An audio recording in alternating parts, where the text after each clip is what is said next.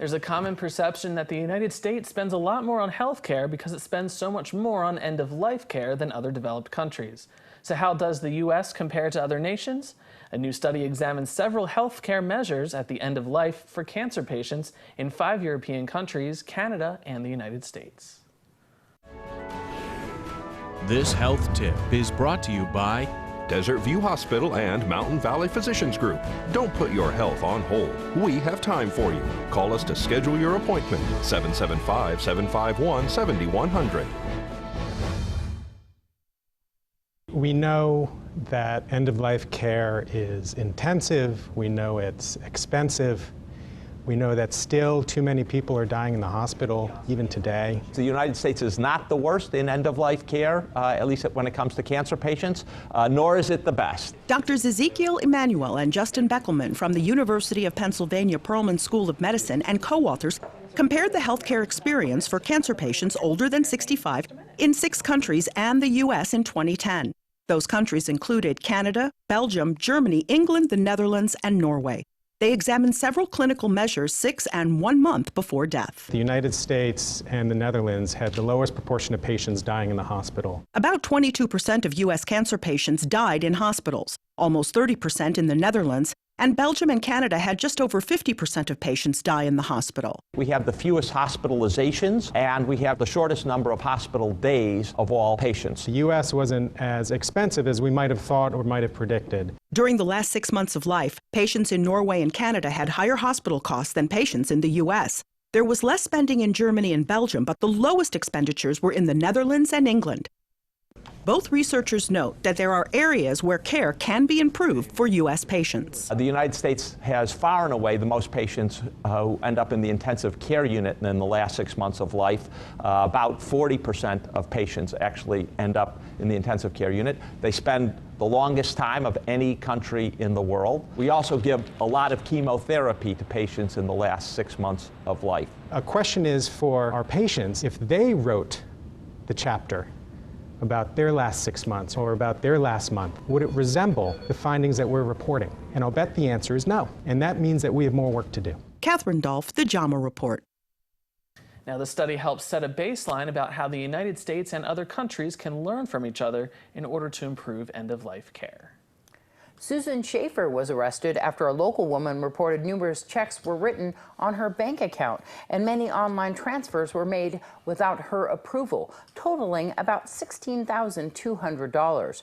Through investigation, it was found that the online transaction and fraudulent checks were associated with an account under the name of Paula Forbes in Crystal, Nevada. It was later found that the woman identified as Susan Schaefer through surveillance footage had been allegedly using fraudulent checks at Walmart since October of 2015. Schaefer was located at an address on Bourbon Street where a total of 67 other names, date of births, social security numbers, and banking information were found. Schaefer was charged with fraud and booked into the Nye County Sheriff's Office Detention Center. The Oscars were held over the weekend. Let's get the rundown in your entertainment this week. In your entertainment this week, at the 88th Academy Awards, spotlight the film about the Boston Globe investigation into sexual abuse by priests, won for Best Picture. Leonardo DiCaprio, heavily favored to win for lead actor, was not disappointed in his 5th chance to take home an Oscar for Best Actor. His director, Alejandro Iñárritu, had just gotten his 2nd directing win in a row for The Revenant. The film came into the night with the most nominations at 12 and won 3. Overall, Mad Max Fury Road has the most bragging rights with 6 statuettes from 10 nods in total. Brie Larson won Best Actress for her performance in the movie Room. The major upset of the evening was Sylvester Stallone's loss to Mark Rylance of Bridge of Spies for Best Supporting Actor.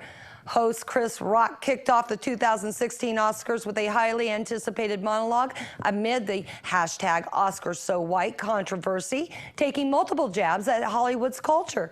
When comedian Chris Rock took to the Dolby Theater stage to start the Oscars telecast Sunday night, the track Fight the Power by rap group Public Enemy played in the background. That same song, used by Spike Lee to cap his seminal film Do the Right Thing, also played at the end of the show as the credits rolled. Both instances were a reminder comedic or otherwise, to keep pushing for greater diversity.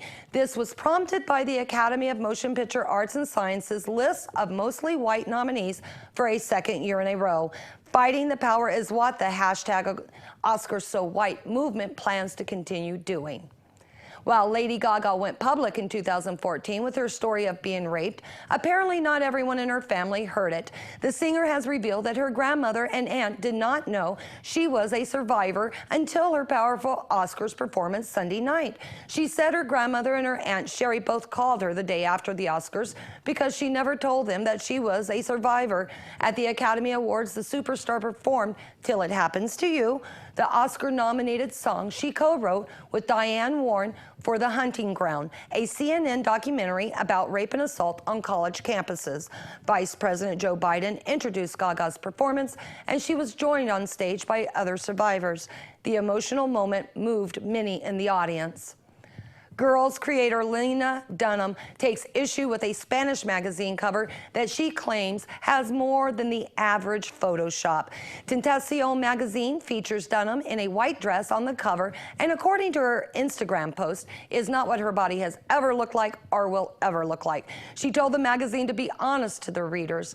On Tuesday, magazine bosses published an open letter to the TV star on a Spanish newspaper website, insisting they had not digitally retouched the picture. There have been recent comments that the original photographer who took the shot retouched it before giving it to the magazine. I am Alicia Cook, and that is your entertainment this week. And as we head into our break, here's this week's trivia question about KPVM TV.